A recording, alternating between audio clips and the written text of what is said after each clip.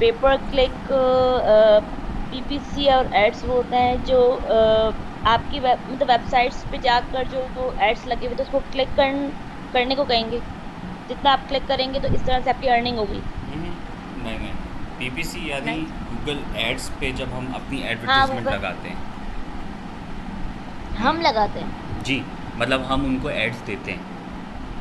ताकि आप अच्छा हम देते हैं कि वो हमारे एड्स को गूगल एड पे लगाए हाँ, जो हम एग्जैक्टली। बनाते हैं।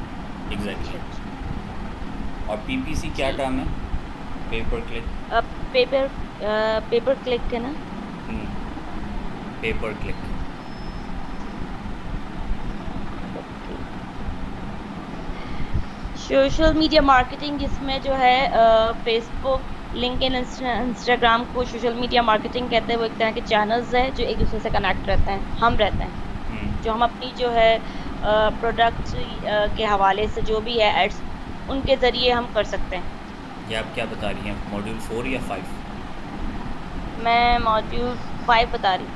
नहीं, सोशल पहले मीडिया पहले मार्केटिंग। पहले पीपीसी तो बताएं। पीपीसी बस यही है ना। हम जो गूगल्स को हम अपने ऐड देते हैं वो जितने लोग उसे क्लिक करेंगे तो जितने क्लिक करेंगे तो वो डिडक्शन होगी हमारे अकाउंट से। सही, गुड। ठीक है, 5 पे आ और जाए।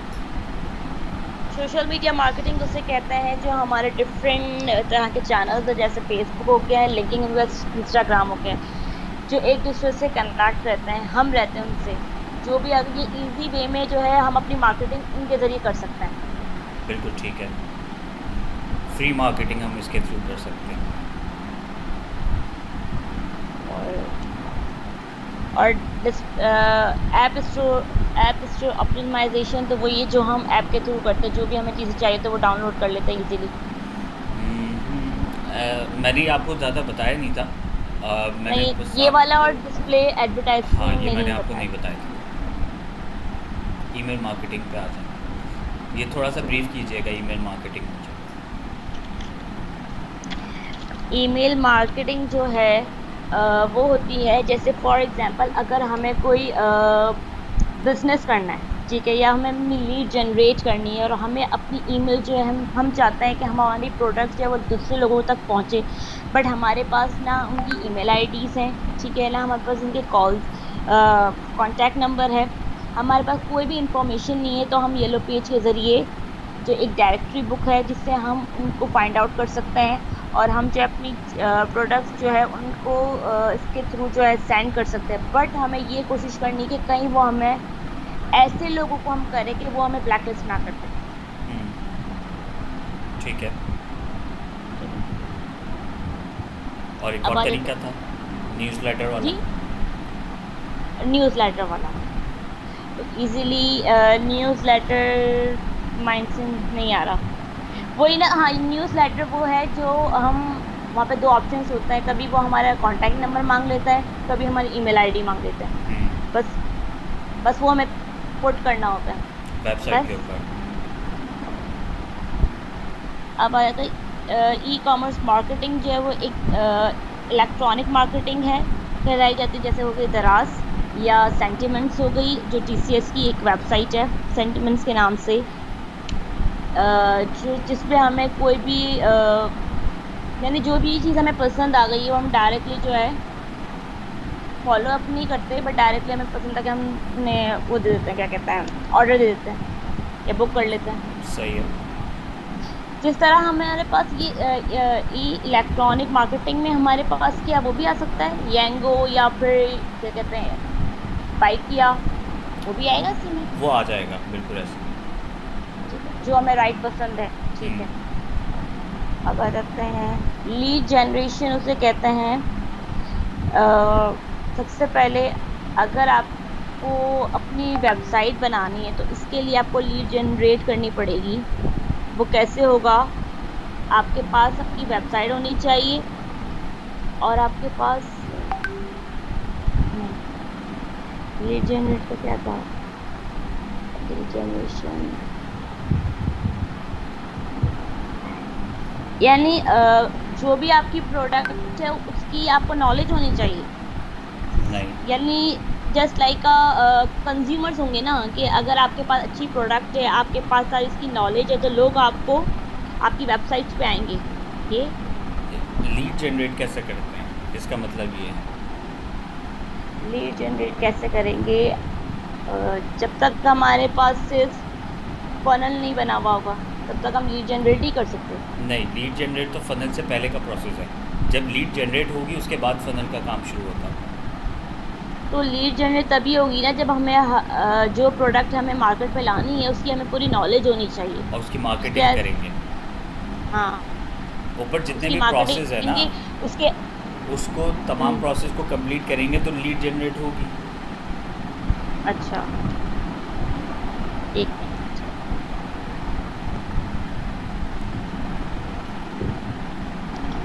एक मिनट से।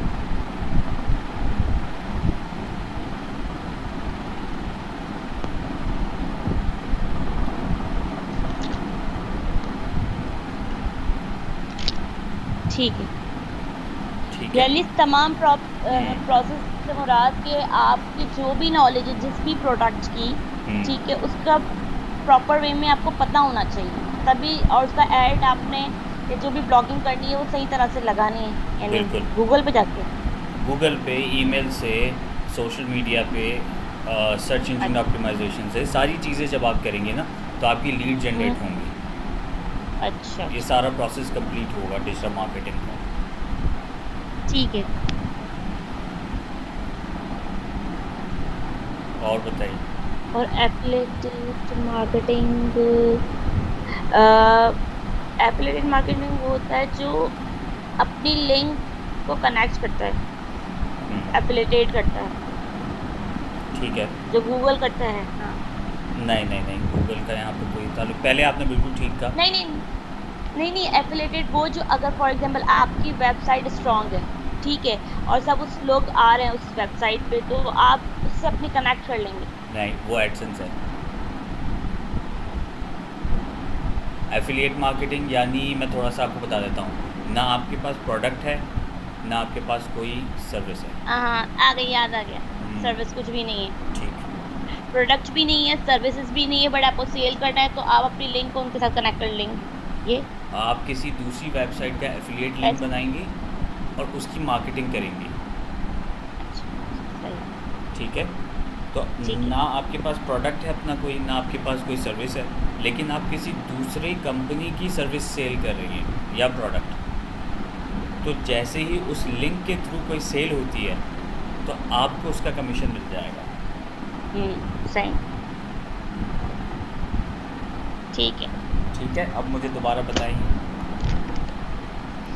एफिलिएटेड मार्केटिंग वो होती है कि अगर आपके पास ना ही आपके पास ना सर्विसेज है, ना कोई प्रोडक्ट है, ठीक है, बट आप चाह रहे हैं कि उसे सेल करना, तो आप क्या करेंगे, दूसरी कंपनी की वेबसाइट पे जाकर उनकी सर्विस और उनकी प्रोडक्ट को सेल करके कमीशन अर्न करेंगे। बिल्कुल ठीक है। अब आ जाते हैं मॉड्यूल सेल्स फनल, मॉड्यूल 12। ये जो है सेल्स फनल्स जो है, हम क्या करते हैं, अगर जस्ट लाइक ए स्ट्रक्चर, अगर आप कोई भी कंपनी का या किसी भी प्रोडक्ट का अगर आपको स्ट्रक्चर बनाना है, तो सबसे पहले आपको सेल्स फनल का पता होना चाहिए कि आपकी प्रोडक्ट क्या है, ठीक है, आप उसे किस तरह से मार्केट में लेकर आएंगे, फिर लोग उससे कितना इंटरेक्ट हो रहे हैं, ठीक है, अगर कितने परसेंट लोग हो रहे हैं, नहीं हो रहे हैं, ठीक है, कोई हाफ लोग जो है वो कांटेक्ट नहीं कर रहे हैं, तो क्यों नहीं कर रहे, ये सारी मालूमात होनी चाहिए। अगर नहीं कर रहे हैं तो आप उससे फॉलोअप लेंगे कि अगर आपने हमारी वेबसाइट पे विजिट किया है तो आपको क्या चीज़ पसंद नहीं है, वॉट एवर जो भी है। फिर जो है अगर 50% लोग को पसंद आती है, तो वो जाहिर सी बात है वापस से आपसे कांटेक्ट करते हैं और इन्फॉर्मेशन लेते हैं कि ये बताएं ये क्या है, ठीक है, फिर आप उसको मज़ीद डिस्क्राइब करते हैं। तो एक कन्वर्जेशन, एक आप प्लेटफॉर्म पे आ जाता है कि हाँ, आपको लगता है कि ये हमारी प्रोडक्ट को लेने में इंटरेस्टेड है। सही। फिर वहीं से फिर ठीक है, फिर वहीं से फिर आपका सेल्स का प्रोसेस स्टार्ट हो जाता है। ठीक है। कि और आप एक अगर चीज़ मैं पे आ आपको गए। ये बोलूँ कि सेल्स फनल को एक लाइन में मुझे समझाएं कि ये क्या है। एक लाइन एक लाइन में ये होगा कि आपने अपनी प्रोडक्ट चूज करी, ठीक है,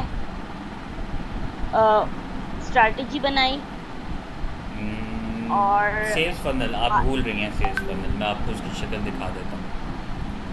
यही ना, लीड्स हो गया, सेल्स कॉल हो गई, फॉलोअप कन्वर्सेशन, ये। जी जी जी जी, ये चीज़। हम्म सबसे पहले हम लीड जनरेट करेंगे। पहले तो हमने मार्केटिंग की ना, हमने हाँ, सब कुछ कर लिया। हमने एड्स लगा दिए, हमने क्या कहते हैं ईमेल भी चला दी, हमने फेसबुक पे यूज़ कर लिया, हमने तमाम सोशल नेटवर्क्स यूज़ कर लिए, वेबसाइट पे भी सब कुछ कर लिया हमने।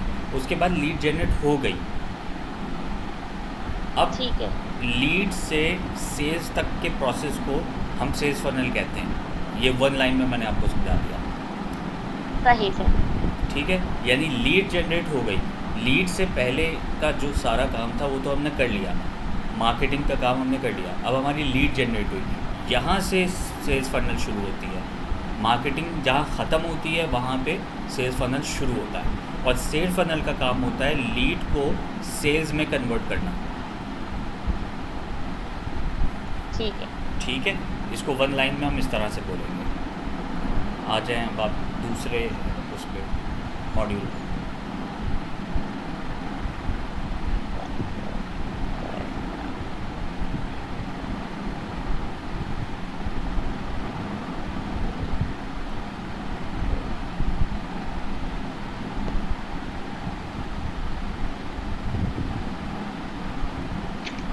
अब रह गया हमारे पास मॉड्यूल 13। जी जब हमारे सेल्स भी हो गई, फिर हम इसके बाद चेक करते हैं कि कितने कस्टमर्स हमारी वेबसाइट पे इन्होंने जो है विजिट किया है, ठीक है, कितना इनका एवरेज है, कितनों ने जो है कितने मिनट तक हमारी वेबसाइट को क्या कहते हैं देखा है, ठीक है। ये सारी चीज़ें जो है जस्ट लाइक एक ग्राफ की तरह ये जो है हम इसको देखते हैं ठीक है। कि तो क्या इसका क्या इसका चीज़ें हमें फ़ायदा करने क्या की है? ज़रूरत है। इसका फ़ायदा ये है कि आपको आप अपडेट रहते हैं ना कि कितने लोगों ने हमारी वेबसाइट को विजिट किया है, कितने परसेंट हमारे पास आया, कौन कौन आया है, ये सही पता है। चलता है, कितने टाइम तक रहा है, ये इसमें पता इससे चलता आपको है। ये फ़ायदा हो जाता है कि आपको ये पता चल जाता है कि आपके जो मार्केटिंग एफ़र्ट्स हैं वो कितनी हैं, और उसका रिज़ल्ट हम्म क्या आ रहा है। ऐसा ही है। ठीक है। जी। आप इसको लिख लें।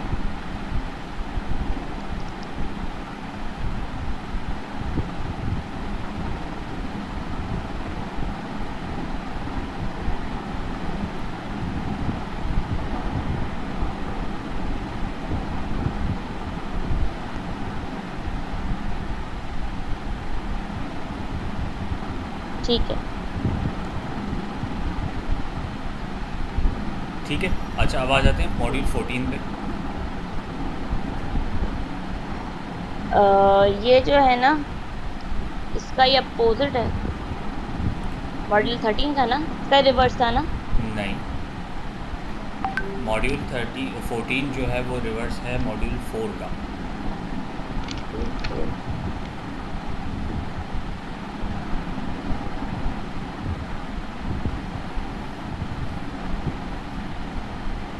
अच्छा, इसमें ये होता है कि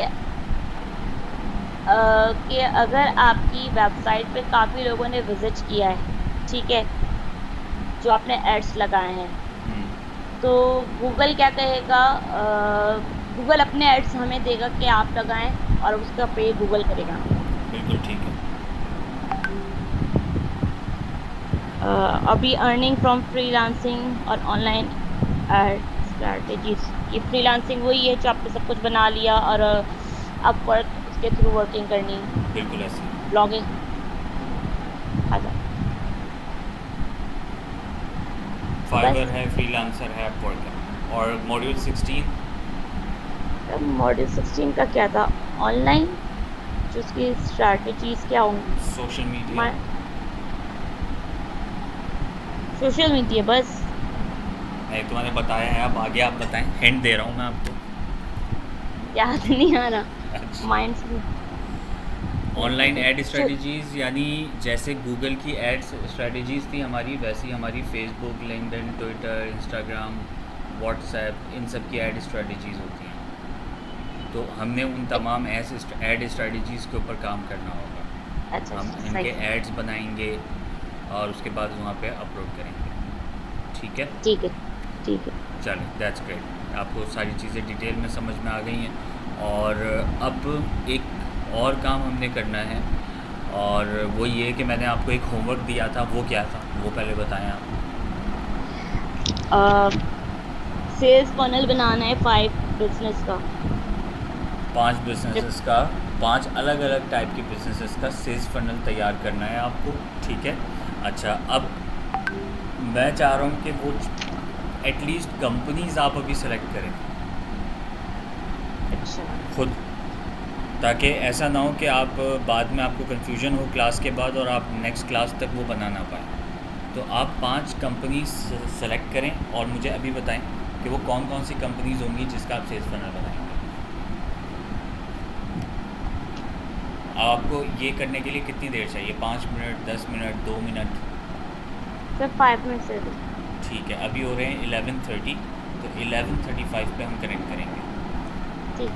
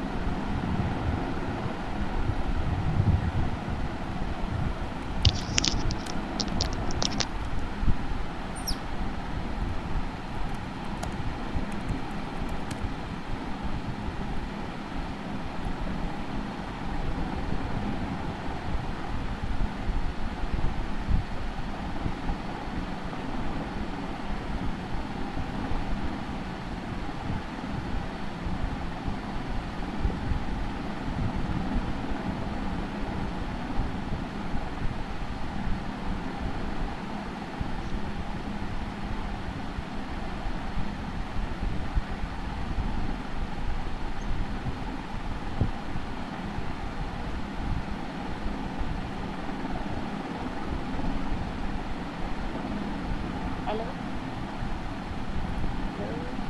जी जी बन गए। जी। इसमें तीन। ना कंपनी के नाम लिखे हैं। अच्छा ठीक है। पहला मैंने लिखा है गम कॉर्पोरेशन। क्या नाम लिखा है आपने? गम कॉरपोरेशन। स्पेल कीजिएगा। GUM, गम। अच्छा, गम कॉरपोरेशन, ये क्या काम करती है? ये बबल गम का जो होता है ना, ठीक है। तो इसका मटेरियल होता है। सेल्स पर मटेरियल या फाइनल प्रोडक्ट जो बच्चों के पास फाइनल जाता प्रोडक्ट है। है? ये कौन सी गम है? वही बच्चे जो खाते हैं वो वाली गम है ये? नहीं, ये च्युइंग गम वगैरह जो होते हैं, ये वो है। हाँ वही। ठीक है, तो इसका जो फ़नल आपके ज़हन में है, अभी हम इसकी डिटेल में नहीं जा रहे, वो तो आप बनाइएगा, लेकिन आपके ज़हन में अभी रफली कितने स्टेप्स आने चाहिए इस फ़नल के अंदर?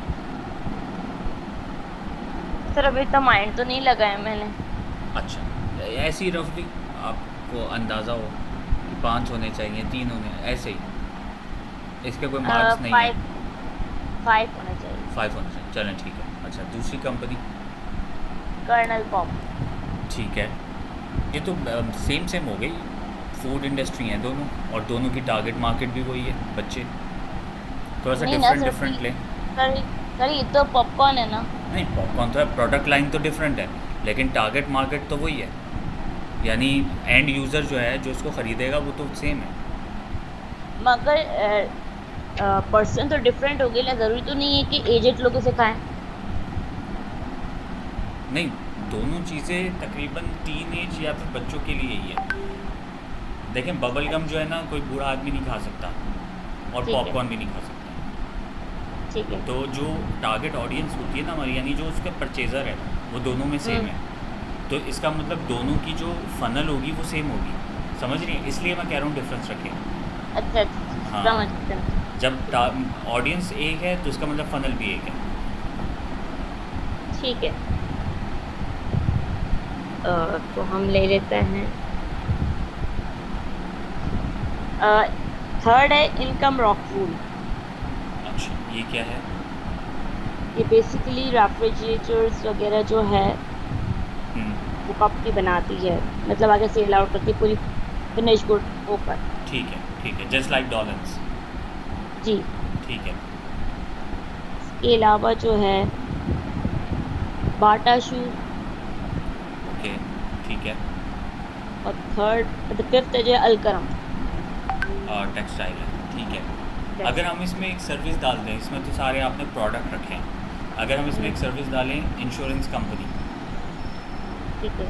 ठीक है, ताकि एक सर्विस भी आ जाए ना हमारे पास, क्योंकि इसमें लोगों को समझाना बहुत पड़ता है।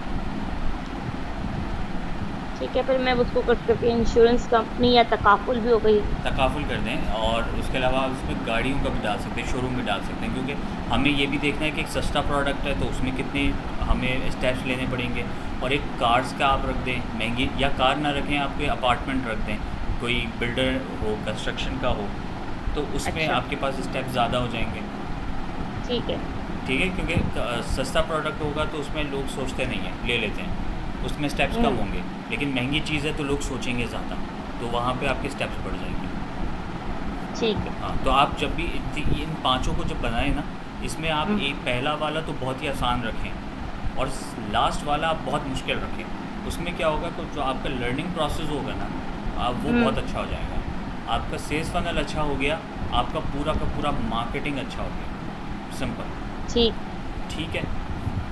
जस्ट लाइक ये डिजाइन करना है ना हमें। डिज़ाइन करना है, बिल्कुल। पावर पॉइंट तो आपको यूज़ करना आता है, ठीक है, आता है। जी। पावर पॉइंट में आप इसको डिज़ाइन कर लें इस तरह से, बहुत ज़्यादा खूबसूरत ना हो, बस ये है कि समझ में आ जाए। तो ये बनाऊं या सिर्फ कॉपी पे लिखूं? आप ये बना, बनाना हाँ भी है? हाँ, आपने बनाना है पावर पॉइंट में, इसी तरह से आपने बनाना है, मेंशन करना है, आगे आपको ये समझाना है, ये अवेयरनेस है, तो ये इसका ये स्टेज है, ये डिस्कवरी है, तो इसकी ये स्टेज है। जितना अच्छा आप बना सकती हैं आप बनाएं इसको। अच्छा ठीक। अब आपके पास आइडियाज़ हैं, आप गूगल पे जाएं, और ये कीवर्ड है सेल्स फनल, बस आप हम्म। सेल्स फनल लिख दें, और आपके सामने मुख्तलिफ सेल्स फनल आएंगे। आप इसके ऊपर अच्छा सा टाइम लगाएं, और फिर आप देखें कि आप इन सब से बेहतर कैसे बना सकती हैं। अब जैसे ये आ गया आपके पास, तो इसने क्या किया, फ़नल के ऊपर नहीं लिखा हुआ, मैं इसको जूम करके दिखा देता हूँ। अब इसने क्या किया, फ़नल के ऊपर नहीं लिखा, इसने फ़नल के साथ लिखा है, ताकि उसके नीचे उसको ब्रीफ भी कर सके। ये पहला स्टेप इसने कहा अवेयरनेस का होगा, अवेयरनेस के बारे में इसने लिख दिया नीचे। फिर इसने कहा दूसरा स्टेप जो है वो इंटरेस्ट डेवलप करना होगा, कस्टमर के अंदर इंटरेस्ट भी डेवलप होना चाहिए, तो ये इंटरेस्ट हो गया, फिर कंसिड्रेशन है, फिर डिसीजन है, फिर परचेज़ है। अब ये सेल्स फनल बड़ा अच्छा बनाया हुआ है। क्यों? क्योंकि इसने कहा कि सबसे पहले तो मैं अवेयरनेस क्रिएट करूँगा कि ये एक चीज़ है जो मार्केट में होनी चाहिए, ये आपके पास होनी चाहिए हर हाल में, ठीक है।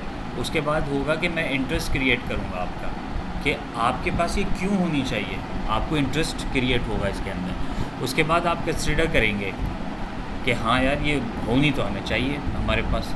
फिर आएगा आपने डिसीजन ले लिया, हाँ ये मुझे चाहिए, और फिर लास्ट होगा आपने इसको ख़रीद लिया।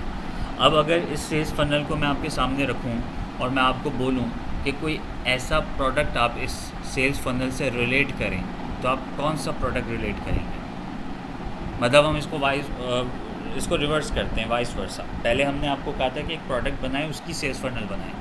अब मैंने आपके सामने सेल्स फनल रखी है और आप ये बताएं कि ये किस प्रोडक्ट की हो सकती है।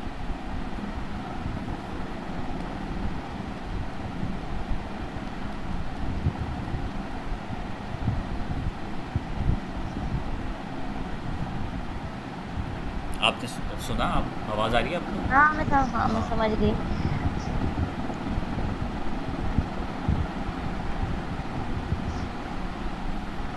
अच्छा देखें, एक चीज़ मैं आपको एक हिंट दे देता हूँ। मेडिसिन हो सकती है, मेडिसिन कंपनी।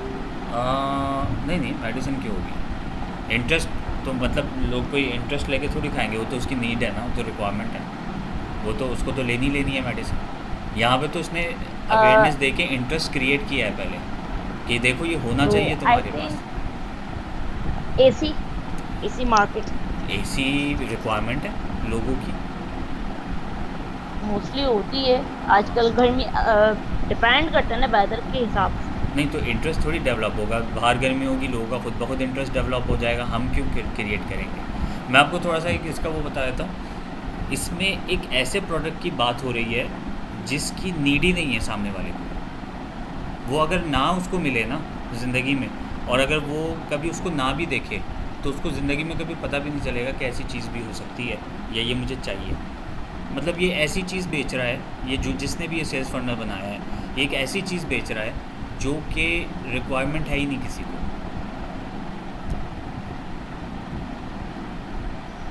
ऐसी क्या हो सकती है? मोबाइल?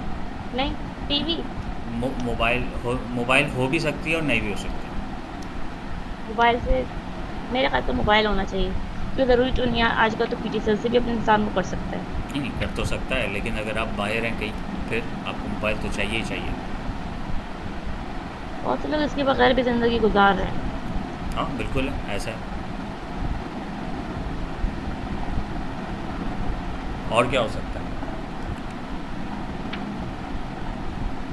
वॉच? वॉच भी हो सकती है।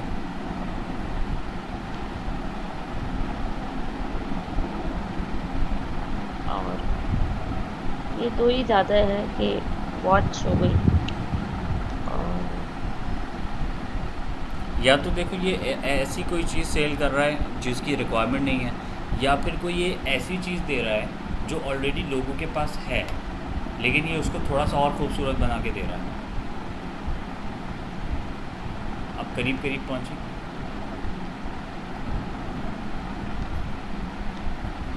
Purse, bag, furniture? कह सकते हैं। चलो लेट सपोज मोबाइल की बात करते हैं हम लोग। अब मेरे पास एक बड़ा नॉर्मल सा मोबाइल फ़ोन है जिसमें व्हाट्सएप भी चल रहा है, फेसबुक भी चल रहा है, लिंक्डइन भी मेरे पास इसमें खुला हुआ है, कॉल्स भी आती हैं, स्काइप भी मोबाइल पे चल रहा है, कैमरा भी इसका अच्छा है, नॉर्मल सा ठीक है मेरे काम के लिए, तो इट्स फेयर इनफ, ठीक है।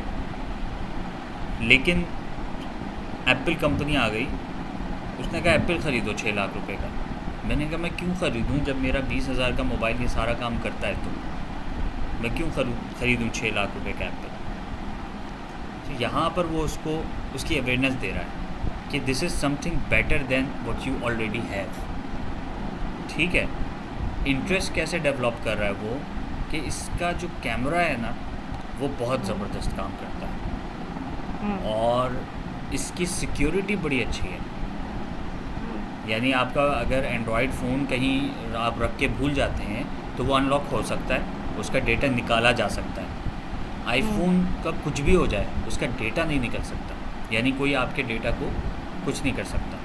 तो बहुत सारी चीज़ें यहाँ पे, तो यहाँ पर वो इंटरेस्ट डेवलप कर रहा है कि देखो जो तुम्हारे पास ऑलरेडी है ना, उस चीज़ से बेहतर हम्म। चीज़ है ये। तो वो मेरा इंटरेस्ट डेवलप कर रहा है कि हाँ यार ये है तो बेहतर। फिर मैं कंसिडर करना शुरू हो जाऊँगा कि हाँ यार मैं जो चीज़ मेरे पास जो है, काम तो वो पूरा कर रही है, लेकिन आईफोन की बात और है, उसके फंक्शन ज़्यादा हैं, उसकी क्वालिटी अच्छी है, वो फास्ट है। मैं यहाँ पे अगर गूगल पे कुछ सर्च करता हूँ तो मुझे इसमें टाइम लगता है, लेकिन वो इतना फास्ट है, वो 5G टेक्नोलॉजी के साथ है, तो वहाँ पे वही चीज़ जो है वो आधे से कम टाइम में हो रही है। तो अब मैं कंसिडर करना शुरू कर दूँगा। पहले उसने क्या किया, मुझे अवेयरनेस दी कि तुमसे हाँ। बेहतर चीज़ मार्केट में मौजूद है, उसने मुझे अवेयरनेस देनी शुरू की। फिर उसके बाद उसने मेरा इंटरेस्ट कैसे डेवलप किया, उसने उसके ऐसे फ़ीचर्स मुझे बताने शुरू किए कि मेरा इंटरेस्ट डेवलप हो गया। फिर मैंने ख़ुद से उसको कंसिडर करना शुरू किया कि मैंने कहा हाँ अगर मैं ये ले लेता हूँ तो मुझे क्या फ़ायदा है, और फिर फाइनली मैं डिसीजन ले लूँगा कि हाँ ये मुझे लेना है, और उसके बाद मैं परचेज़ कर लूँगा। तो ये सेल्स फनल जो है वो ऐसी चीज़ की तरफ आपको जो है वो डाइवर्ट कर रहा है, या तो वो है ही नहीं मार्केट में और उसकी कोई मुझे रिक्वायरमेंट नहीं है, या फिर वो चीज़ मेरे पास है लेकिन वो जो चीज़ मुझे बेचना चाह रहा है वो उससे बेहतर है। सही सही। अब आप खुद सोचें कि ये सेल्स फनल कितनी काम की चीज़ है लीड जनरेट करने के लिए।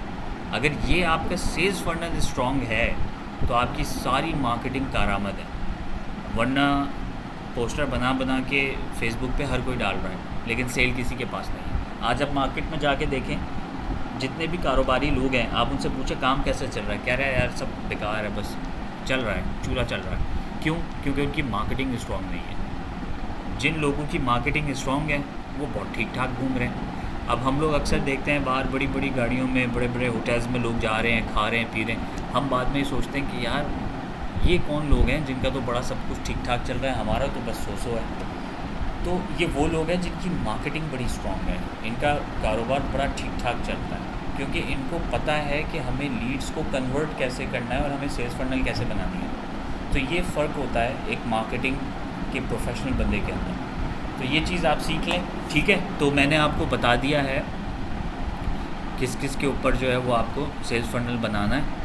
कुछ आपने भी सेलेक्ट कर लिए हैं, कुछ मैंने आपको बता दिए हैं। एक तकाफुल आप देख लें, एक गाड़ियों की कंपनी आप देख लें, शोरूम देख लें, या फिर आप कोई रियल इस्टेट देख लें जो घर या फ्लैट अपार्टमेंट वगैरह बेचते हो, और बाकी जो आपने रखे हैं वो 3 वो ठीक है। ठीक है, यहाँ तक क्लियर हो गया है आपको? जी। कोई क्वेश्चन इस पूरे सेशन में अब तक कोई आपके जहन में आया हो नहीं about sir. Course, about marketing, या किसी और कंपनी को लेकर आपके जहन में कोई सवाल हो कि वो कंपनी ऐसी क्यों है, क्या व्हाटएवर? नहीं, अभी तक तो मुझे सब समझ में आ गया। अच्छा चलो, ग्रेट ग्रेट। अच्छा, अब थोड़ा सा हम मार्केटिंग को ना और डिटेल में जाके समझते हैं, ठीक है। ये चार्ट आपने पहले कभी नहीं देखा होगा। नहीं। अच्छा, अब आप इसको थोड़ा सा पढ़ें, 2 मिनट लें और आप इसको पहले पूरा पढ़ें, उसके बाद मुझे बताएं कि आपके जहन में क्या आता है इस चार्ट को देख के।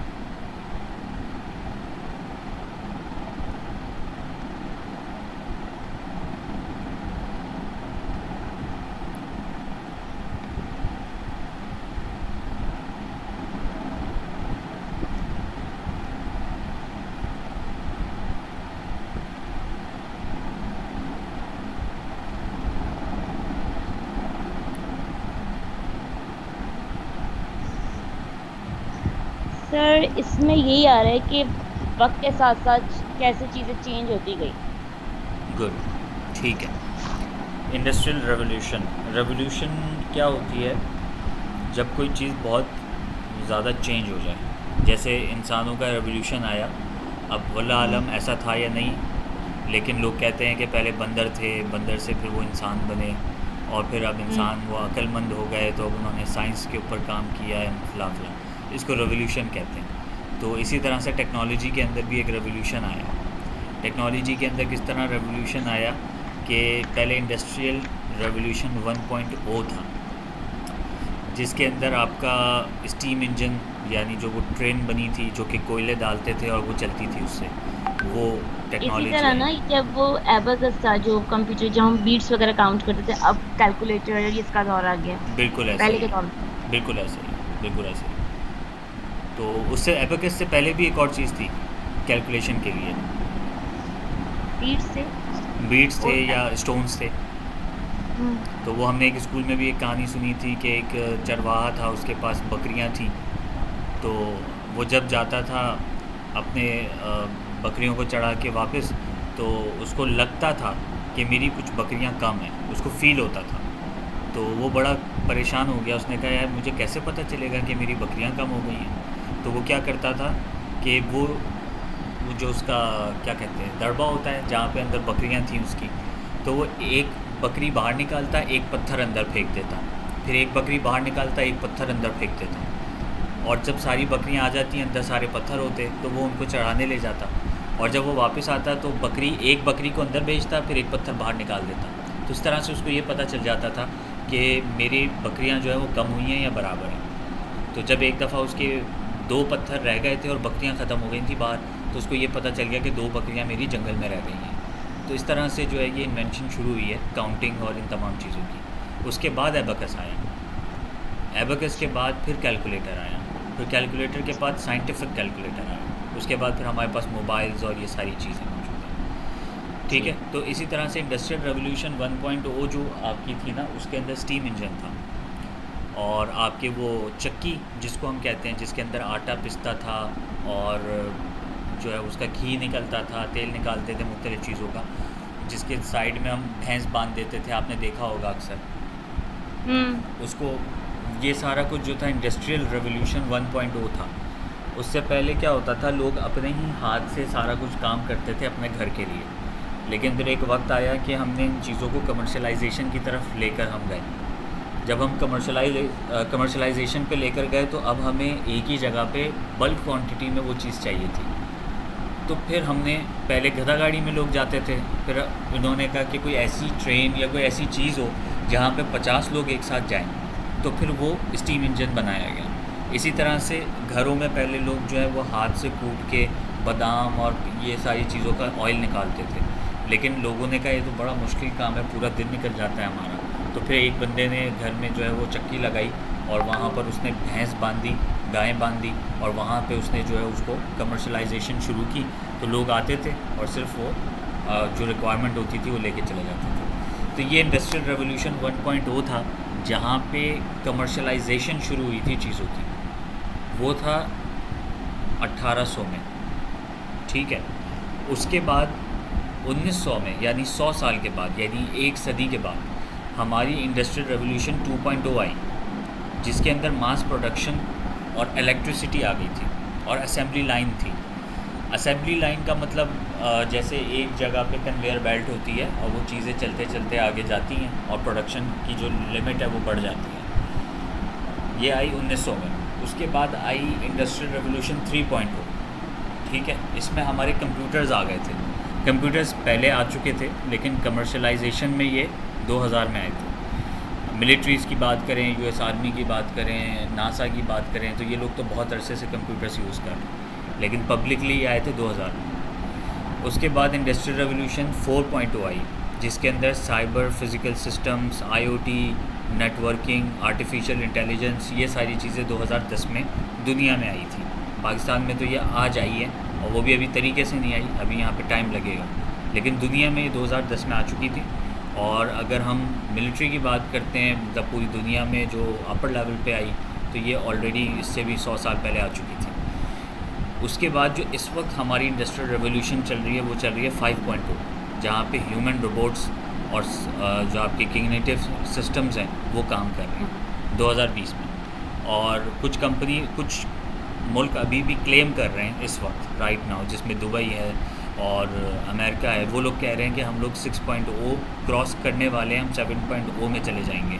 लेकिन दुनिया में जो इस वक्त चल रही है वो यही है, 5.0 चल रही है। कुछ कंट्रीज़ हैं जो कि क्लेम करती है कि हमने 6.0 भी कंप्लीट कर लिया, हम 7 की तरफ जा रहे हैं। अच्छा, अब ये आपको बताने का मकसद क्या है? ये बताने का मकसद ये है कि पहले मार्केटिंग जो होती थी वो माइक पे और उस पर आवाज़ दे के और इस तरह से होती थी। बड़े बड़े लाउड स्पीकर्स होते थे। उसके बाद जो मार्केटिंग चेंज हुई, यानी इंडस्ट्रियल रेवोल्यूशन 2.0 पे, वहाँ पे प्रिंटिंग प्रेस आ गई, यानी फ्लायर्स प्रिंट होते थे और घरों में डिस्ट्रीब्यूट होते थे। जब इंडस्ट्रियल रेवोल्यूशन 3.0 आया तो यहाँ पे मार्केटिंग डिफरेंट हो गई, यहाँ पर कंप्यूटर्स आ गए थे तो यहाँ पे ईमेल्स शुरू हो गई। अब इंडस्ट्रियल रेवोल्यूशन 4.0 आया, अब मार्केटिंग मैसेजेस आपके मोबाइल पे नोटिफिकेशन की शक्ल में आते हैं आपके स्मार्टफोन्स के ऊपर। और अब आ गया है इंडस्ट्रियल रेवोल्यूशन 5.0। 5.0 पे मार्केटिंग बहुत डिफरेंट है। आप अगर बैठे हुए हैं, आपका मोबाइल साइड में रखा हुआ है, आप किसी चीज़ के बारे में बात कर रहे हैं, वो आपकी बात रिकॉर्ड कर रहा है, और जब आप मोबाइल खोलेंगे तो जो आपने बात की होगी उससे रेलेवेंट एडवर्टीज़मेंट आनी शुरू हो जाएगी। This is called AI in marketing. अच्छा, ये मैंने आपको क्यों समझाया है, ताकि सबसे पहले तो आपको पूरी हिस्ट्री पता चल जाए मार्केटिंग कहाँ से शुरू हुई है और इस वक्त मार्केटिंग किस लेवल पर पहुँची हुई है। और जो दूसरा मकसद है ये समझाने का, वो ये कि इस बैनर के शुरू में हमने ये देखा था digital marketing with AI implementation. हम आर्टिफिशियल इंटेलिजेंस को यूज़ करेंगे इस पूरे डिप्लोमा में, और हम ये देखेंगे कि हम जो मार्केटिंग का काम साल 2 साल पहले 1 महीने में करते थे, वो हम 1 दिन में कैसे करेंगे with using artificial intelligence tools, जिसमें सर फहरिस्त जो होगा वो चैट जीपीटी होगा, उसके अलावा फिर और दूसरी वेबसाइट्स होंगी। ठीक है, तो ये आपको बताने का मकसद था कि हम एआई को इसमें इम्प्लीमेंट करेंगे। क्लियर हो गया? सर कौन सी वेबसाइट बोली हमने? चैट जीपीटी, ये मैंने खोला हुआ है, यहाँ से आप देख लें, ये लिंक है इसका। तो ये यहाँ पे क्या काम होता है? यहाँ पे 2 काम होंगे। सबसे पहले तो ये एक काम ये करता है कि आपका कंटेंट तैयार करता है। ठीक है, वेबसाइट के लिए या एडवर्टाइजमेंट हमें बनानी होती है तो ये कंटेंट तैयार करता है हमारे लिए। और दूसरा काम ये होता है कि ये हमारे लिए इमेजेस क्रिएट करता है, यूनिक इमेजेस। अच्छा, अब इमेजेस हम इससे क्यों बनवाएं? अब जैसे फॉर एग्ज़ाम्पल मैं एक वेबसाइट आपको दिखा रहा हूँ, pixels.com। ठीक है, आप लिख लें इसको अपने पास वेबसाइट को। वैसे ये रिकॉर्ड हो रहा है तो आपको रिकॉर्डिंग में भी मिल जाएगा।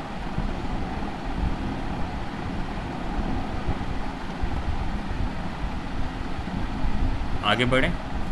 जी बढ़ें। अच्छा, अब ये है pixels.com। अब pixels.com में हमें पिक्चर्स चाहिए। फॉर एग्ज़ाम्पल हमें एक वेबसाइट बनानी है या हमें एक पोस्टर बनाना है। अब जैसे फॉर एग्ज़ाम्पल ये एक हमारा पोस्टर है, इस पोस्टर पे ये तस्वीर लगी हुई है हमारे पास। ठीक है, अब अगर हम ये पिक्चर जो है वो गूगल से लेंगे, फॉर एग्ज़ाम्पल हम गूगल पे जाते हैं और हम लेते हैं डिजिटल मार्केटिंग पिक्चर, और हम इमेजेस पे जाते हैं और हमारे पास ये एक पिक्चर आ जाती है। ये हमें बड़ी अच्छी लगती है पिक्चर। ठीक है जी, हमें अपने पोस्टर पे इसको यूज़ करना है। अब मैं इस वेबसाइट पे जाके इसको डाउनलोड करता हूँ। अब जब मैं डाउनलोड पे जाता हूँ तो मुझे ये पता चला कि ये पिक्चर जो है $12 की है। ठीक है। अब इतनी महंगी पिक्चर तो मैं डाउनलोड करके लगाऊंगा नहीं। ठीक है जी, अब हम लगाते हैं USD to PKR, और इस वक्त $12 के हिसाब से ये पिक्चर बनती है 3,360 रुपये की। अब 3,360 रुपये की एक पिक्चर, बाज़ औक़ात ऐसा प्रोजेक्ट आता है जिसमें 10 पिक्चर्स लगानी है, तो इसका मतलब क्या ये 32,000 रुपये की पिक्चर्स मैं डाउनलोड करूँगा? नहीं। और अगर मैं बग़ैर पैसे दिए इसको डाउनलोड करके लगा दूँ, फॉर एग्ज़ाम्पल मैंने यहाँ पे राइट क्लिक किया, मैंने ओपन इन न्यू टाइप किया, ये पिक्चर आ गई मेरे पास। अब मुझे क्या ज़रूरत है मैं इसको ख़रीदूँ?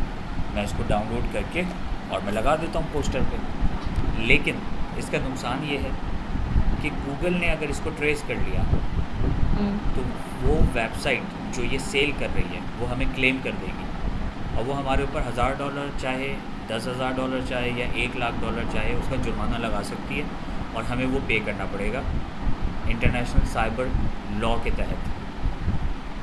वरना क्या होगा, अगर हम नहीं करेंगे तो हमारी वेबसाइट ब्लॉक कर दी जाएगी।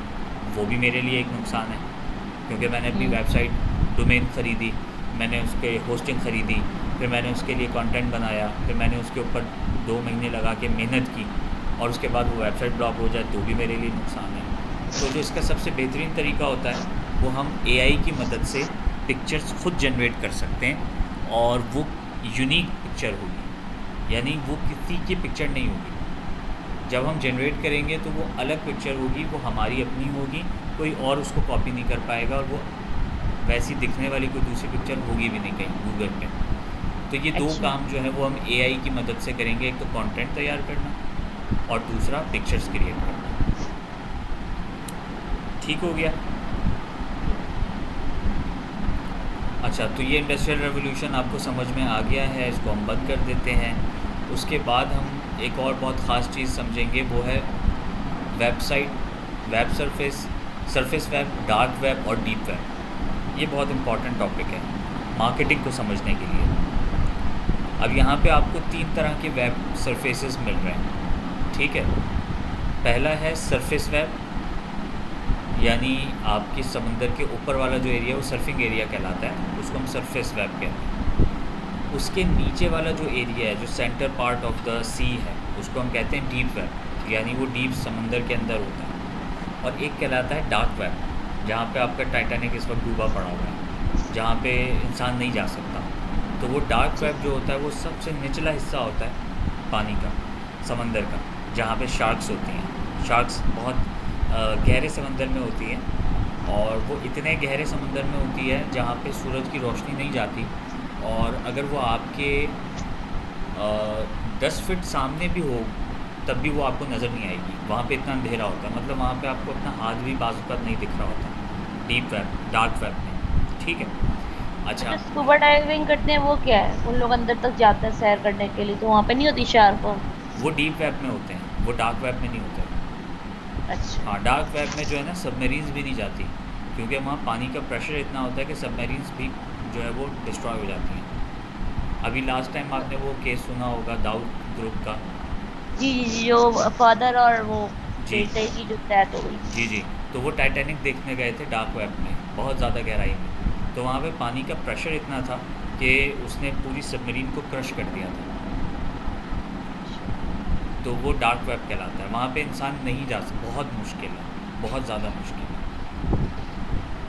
ठीक है। अच्छा, अब हम बात करते हैं सरफेस वेब की। तो सरफेस वेब बेसिकली वो वेब है जहाँ पे आप सर्फिंग कर सकती हैं।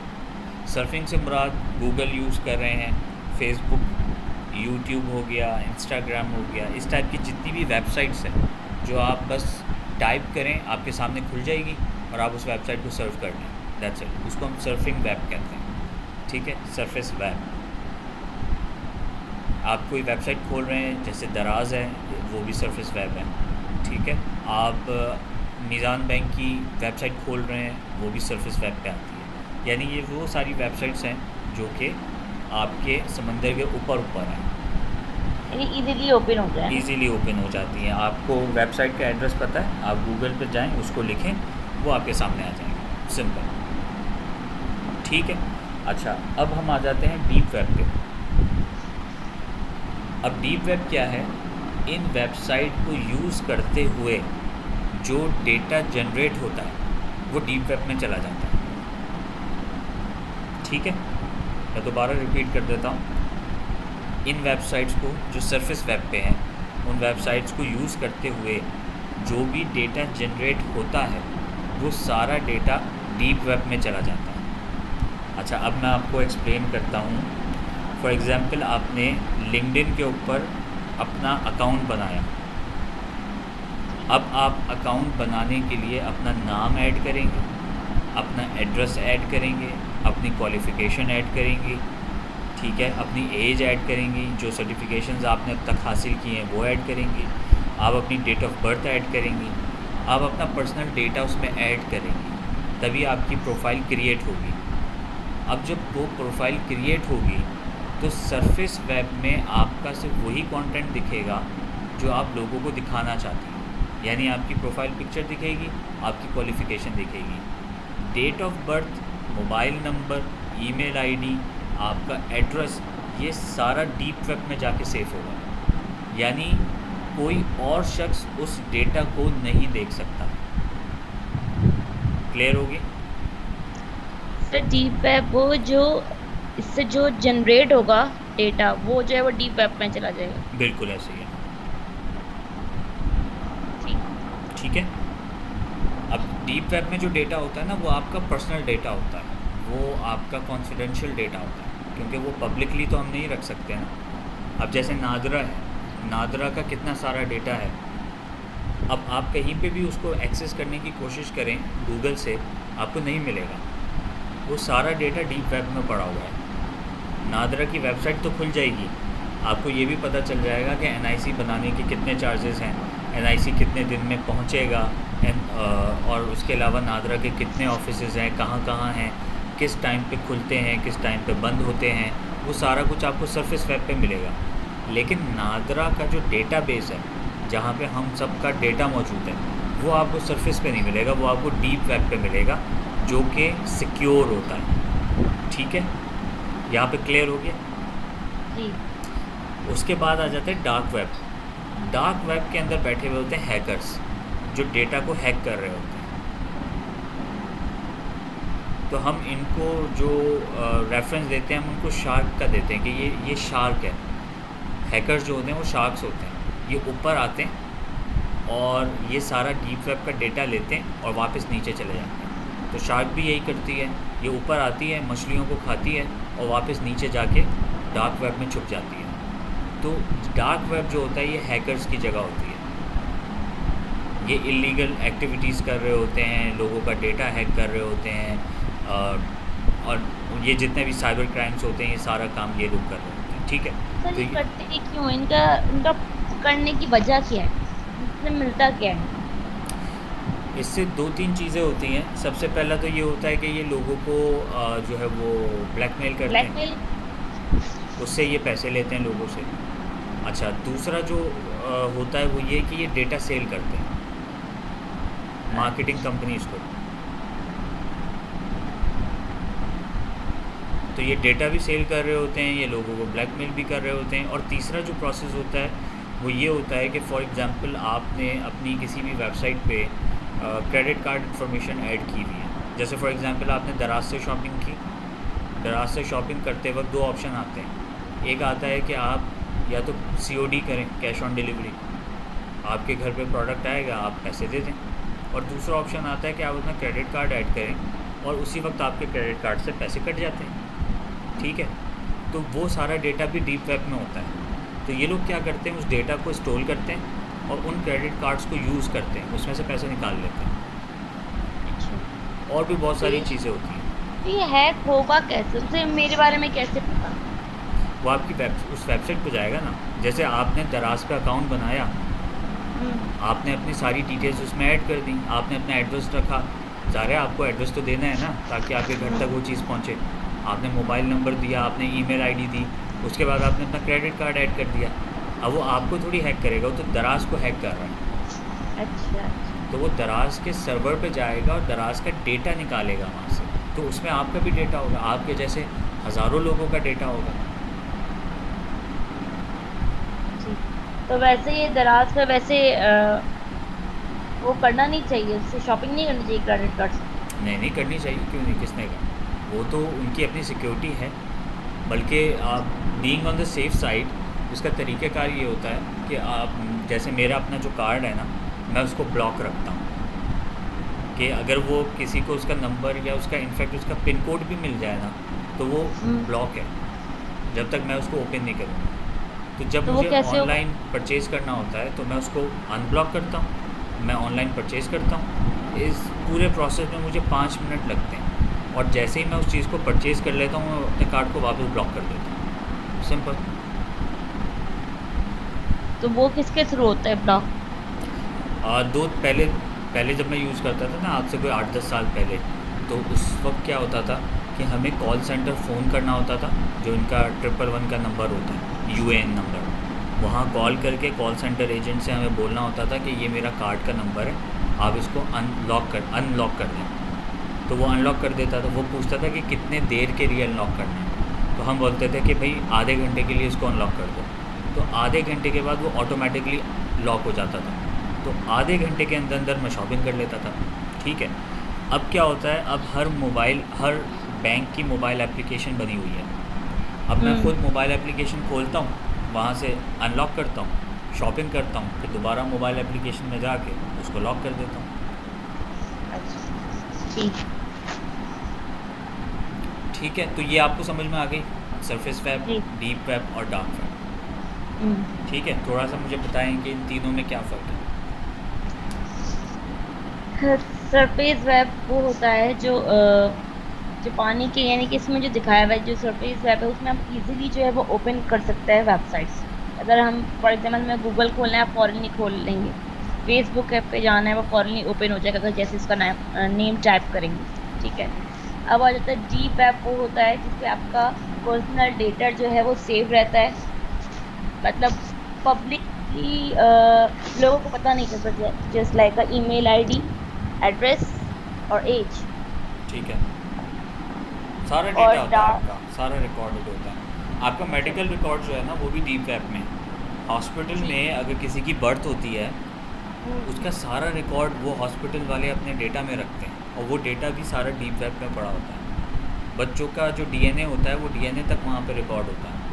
आपके लीगल डॉक्यूमेंट, फॉर एग्जांपल आपने आपके नाम पे कोई घर है, उन तमाम चीज़ों का जो लीगल डॉक्यूमेंट सारे हैं, वो सारा आपका यहाँ पे पड़ा होता है। यूनिवर्सिटीज़ के जो रिसर्च पेपर्स हैं, किसी कंपनी का कोई रिसर्च फार्मूला है, कोई फार्मास्यूटिकल कंपनी है, उसने कोई नई दवा ईजाद कर ली, उसका फार्मूला भी सारा डीप वेब में पड़ा हुआ होता है। तो ये मतलब बड़ा ख़ास है। अब फॉर एग्जांपल जैसे आपने कहा ना कि हैकर ये क्यों करता है, अब मैंने तो आपको 3 कंडीशन बताई हैं। फॉर एग्जांपल कोई दूसरी फार्मास्यूटिकल कंपनी है, वो किसी हैकर को हायर करती है और वो कहती है कि ये XYZ फार्मास्यूटिकल कंपनी है, इसका मुझे फार्मूला चोरी करके दे दो। वो उस फार्मास्यूटिकल कंपनी के डेटाबेस में जाएगा, उस डेटा को हैक करेगा, उस फार्मूला को क्रैक करेगा और उस कंपनी को दे देगा, और वो कंपनी उसके बदले में उसको पैसे देगी। तो मतलब इसकी जी। बहुत सारी पॉसिबिलिटीज़ हैं। मैंने आपको ये चौथा केस बताया कि ऐसा हो सकता है, लेकिन अगर होने जी। को देखें तो शायद 1000 से ज़्यादा तरीके हैं, या 1000 से ज़्यादा वजूहात हैं जिसकी वजह से हैकर्स जो हैं ये काम करते हैं। ठीक है, डार्क वेब बताएं। डार्क वेब वो होता है जो आपका प्राइवेट कम्युनिकेशन जो होती है, जस्ट लाइक अ हैकर्स उसे स्नैच कर लेते हैं। प्राइवेट कम्युनिकेशन हाँ, आपस में हैकर्स की होती है। ठीक है। और ये इलीगल ट्रेड, इलीगल एक्टिविटीज़ करते हैं, हैकिंग करते हैं, फिशिंग वो करते हैं, ये ब्लैकमेल सारा करते कुछ ब्लैकमेलिंग करते हैं, ये सारा कुछ डार्क वेब में हो रहा होता है। अच्छा, अब इसकी एक और पिक्चर है, वो बड़ी ख़तरनाक है। अब हमने जो बताया, बात की थी, ये वर्ल्ड वाइड वेब क्या है?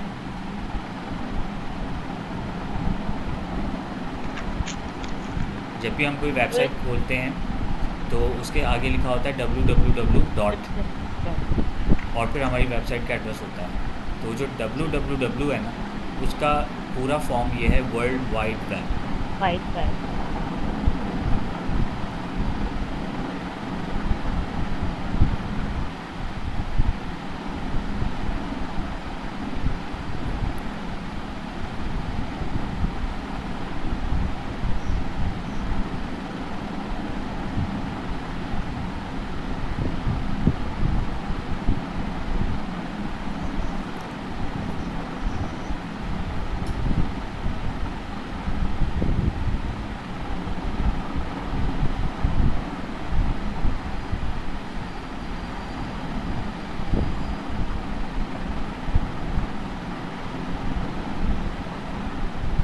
ठीक है जी, अब आगे बढ़ते हैं। यहाँ पर हमारा हमारा जो सरफेस वेब था, वो हम्म। हमने देखा कि कितना सरफेस वेब में कौन कौन सी वेबसाइट्स आती हैं। आप यूट्यूब यूज़ करती हैं?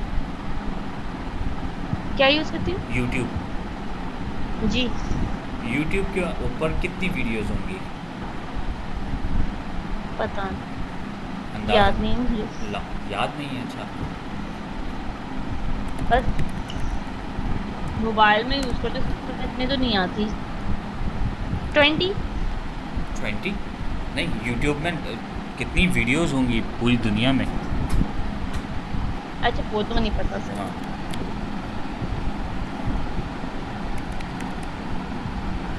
किस तरह लिखें इसको अगर हमें सर्च करना होगा तो, कि यूट्यूब का डेटा कितना है?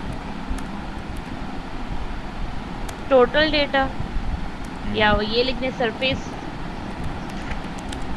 सरफेस ऐप लिखेंगे। अच्छा। टोटल डेटा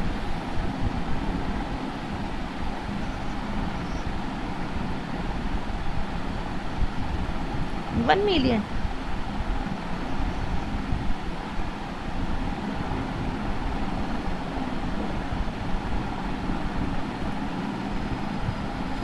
अच्छा, ये कहता है कि यूट्यूब के स्टैटिस्टिक्स के मुताबिक यूट्यूब के ऊपर 7,20,000 घंटे की वीडियोस मौजूद हैं, या वो हर दिन अपलोड होती हैं। ओके, हर रोज़ 7,20,000 घंटे की वीडियोस अपलोड हो रही होती हैं यूट्यूब पे। मुझे तो कम लग रहा है। ये बहुत ज़्यादा है, अगर इसको भी आप सोचें तो ये भी बहुत ज़्यादा है। पुरानी जो हाँ। वीडियोस हैं वो तो ऑलरेडी हैं यूट्यूब पे, ठीक है, वो तो हैं। हर रोज़ 7,20,000 घंटे की वीडियोस अपलोड हो रही होती हैं। यानी अगर मैं ये जैसे बोलूँ, आजकल कितने व्लॉग्स निकल गए हैं। यानी अगर मैं ये बोलूँ कि एक इंसान अपनी पूरी ज़िंदगी में भी यूट्यूब की सारी वीडियोस नहीं देख सकता, हाँ, वो तो है। और अगर शायद कोई हमारी 7 नस्लें भी गुजर जाएं तब भी कोई इन वीडियोस को कम्प्लीटली नहीं देख सकता। हम ये एनालाइज़ कर रहे हैं कि इस वक्त सरफेस वेब के ऊपर डेटा कितना पड़ा हुआ है, ठीक है। इसी तरह से ये तो सिर्फ एक यूट्यूब है। यूट्यूब की तरह एक और वेबसाइट है वीमियो, उसके ऊपर भी इतना ही कंटेंट पड़ा हुआ है। उसके बाद हम आ जाते हैं फेसबुक। कौन वीमियो, से पहले क्या नाम लिया आपने? Vimeo, renew. वीमियो, VIMEO, ये आपके सामने आ रहा है।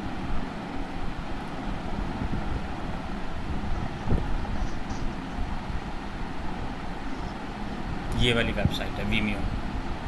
ये थोड़ी प्रोफेशनल है, यूट्यूब से बेहतर है, यहाँ पे हर कोई नहीं आ सकता। अच्छा, उसके अलावा हमारे पास फेसबुक है, हमारे पास गूगल है, हमारे पास बिंग सर्वर है, माइक्रोसॉफ्ट का सर्वर है, MSN है, हमारे पास जो है वो इंस्टाग्राम है। मतलब हमारा जो कंटेंट है ना, जो सरफेस वेब के ऊपर रखा हुआ है, वो इतना सारा है कि जिसकी कोई हद नहीं है। और वो सारा का सारा डेटा जो है सिर्फ 4% है टोटल वेब का। अच्छा। और जो हमारा डीप वेब के अंदर डेटा रखा हुआ है वो 96% 96। है। अब आप सोचें कि हमारा कितना डेटा है जो कि डीप वेब में है। अगर हम्म। 4% डेटा इतना है कि हमारी 7 नस्लें उसको नहीं देख सकती, तो ये 96% डेटा कितना होगा? अच्छा खासा। और उसके बाद हम आ जाते हैं डार्क वेब पे। सिर्फ 1% लोग हैं, 1% हैकर्स हैं जिन्होंने पूरी दुनिया को हिला के रखा हुआ है, जो कि इस पूरे डेटा को हैक कर लेते हैं। ठीक है जी, समझ में आ गया आपको? जी सर। अच्छा, पहली वाली जो मैंने आपको इंडस्ट्रियल रेवोल्यूशन वाली ब्रीफ दी थी, वो तो आपको हम्म। पता है मैंने आपको क्यों दी थी। हम्म। बताएं आप एक जुमले में। ताकि आजकल उसकी वजह से दीजिए ना आपने ये जो दिया है। AI की वजह से। एआई की वजह से, और सेल फनल बनाने में मुझे आसानी। सेल्स फनल बनाने में आपको आसानी हो, ठीक है। अब ये मैंने आपको क्यों समझाया है वर्ल्ड वाइड वेब का, कि 4% इतना है, 96% इतना है, 1% यानी यदि आप जो भी चीज बनाओ तो इसको रखते हुए बनाओ, बिल्कुल यानी ये ऐसे, चीज भी हो सकती है। बिल्कुल ऐसे। और आपको ये भी मैंने बताना था कि डीप वेब में जो डेटा है वो इतना ज़्यादा है कि अब आप अंदाज़ा लगाएं कि मार्केटिंग का आगे स्कोप कितना है। हम्म। क्योंकि हमारी मार्केटिंग में जितना भी डेटा यूज़ होगा वो डीप वेब से आएगा, और हमने जो सही इसको सही। मार्केट करना होगा वो हमें सरफेस वेब पे करना होगा। और सरफेस वेब हमें पता है कितना बड़ा है, तो वहाँ पे हम मार्केटिंग करेंगे और डीप वेब से हम तो हमें डेटा उठाएंगे। कितना एफर्ट लगाने पड़ेंगे कि आपके पास आपकी प्रोडक्ट हो या सर्विसेज ऐसी होनी चाहिए यूनिक कि लोग वहां पे आना आए ना। वरना एग्जैक्टली, तो अगर ऐसी ही हुई कि लोगों ने इसको इग्नोर ही कर दिया तो फिर फायदा नहीं है। एग्जैक्टली आपकी मार्केटिंग स्ट्रेटजी इतनी स्ट्रांग होनी चाहिए, स्ट्रेटजी कि आप दूसरों से कंपटीशन में जब आएँ तो आप ऊपर आ जाएँ। सही सही। ठीक है, ये दो चीज़ें आपको समझ में आ गई हैं। ये आपको मैंने पिक्सेल्स के बारे में भी बता दिया, कॉपीराइट के बारे में आपको मैंने बता दिया, ठीक है। और वीमियो हो गया। अब ये आपकी आज की लास्ट स्लाइड है, ये है what is omni channel marketing. इसको आप पढ़ें। मैं आपको देता हूँ 3 मिनट, 3 मिनट में आप इसको पढ़ें और मुझे बताएं कि आपको क्या समझ में आया है कि ओमनी चैनल मार्केटिंग किसको कहते हैं। एक लाइन में समझाना है आपने।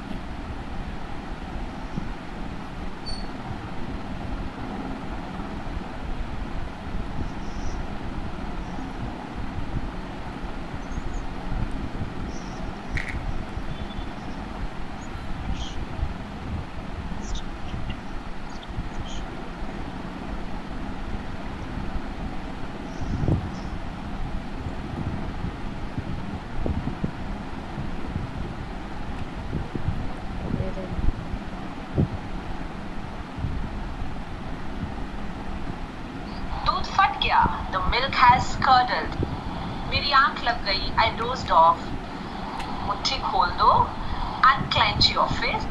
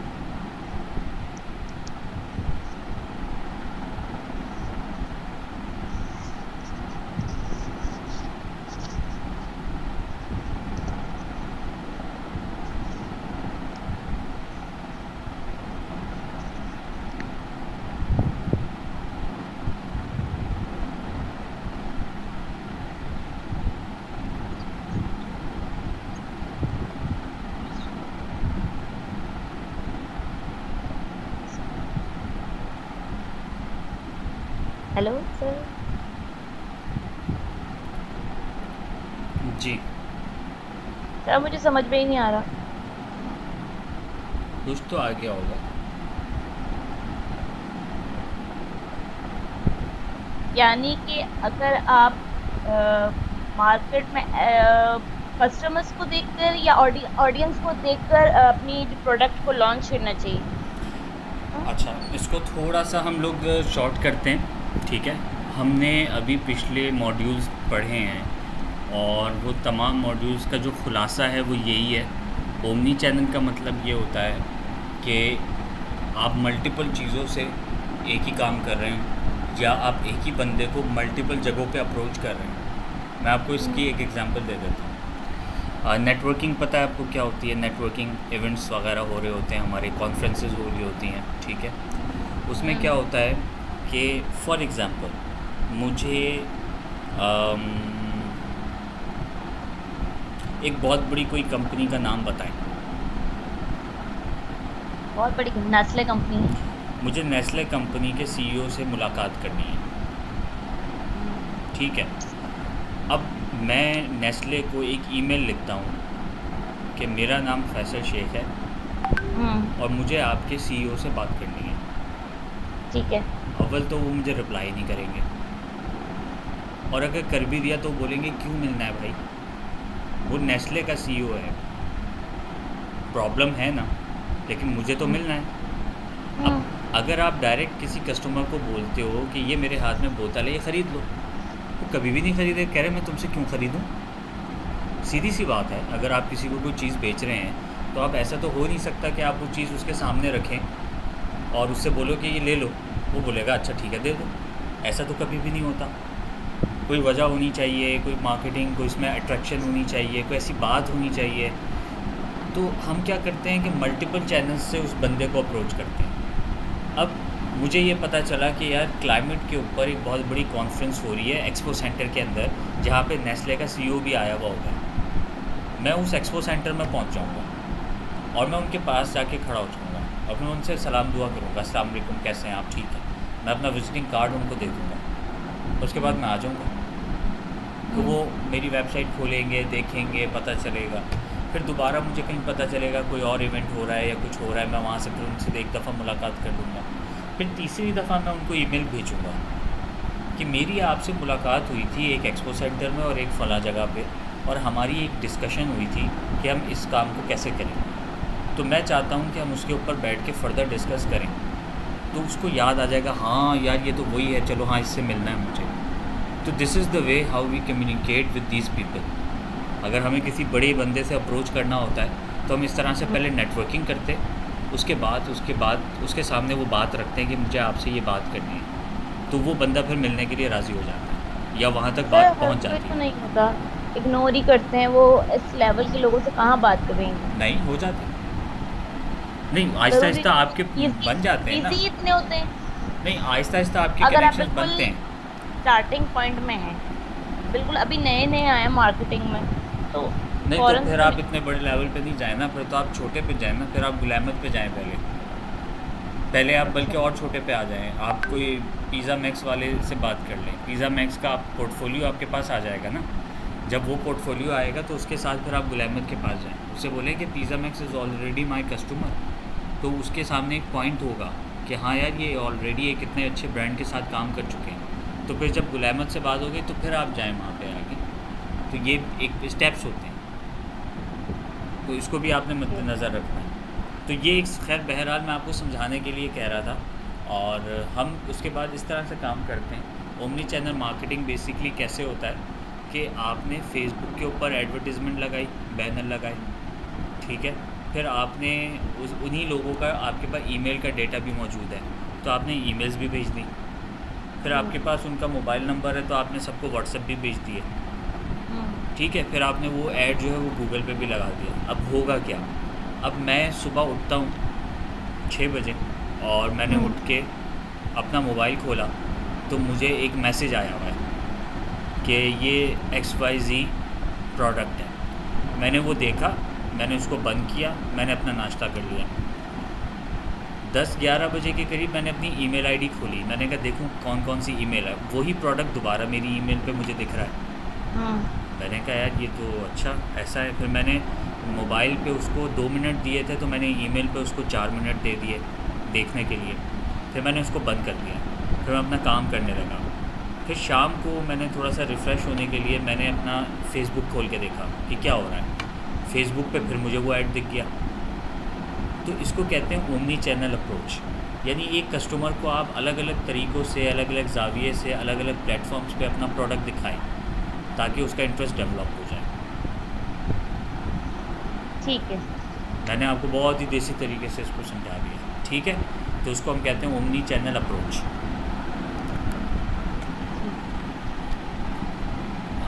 यहाँ तक क्लियर हो गया सारा? अच्छा, अब सो फार हमारी जो इंट्रोडक्शन है जो पूरे हमारे कोर्स का है वो तो यहाँ पे कंप्लीट हो चुका है और अभी वी ठीक। Have around 32 minutes left. तो अब मुझे ये बताएं कि यू वांट टू कंटिन्यू, तो हम मॉड्यूल 2 को हम स्टार्ट करते हैं, और अगर नहीं नहीं ज़्यादा हो गया है तो फिर हम इसको कल इंशाल्लाह स्टार्ट करते हैं। सर, कल कर लेंगे, आज के लिए बस इतना। सर, क्लास जो है वो 12:30 तक ही रखें। क्यों? ऐसे ही कह रही हूँ।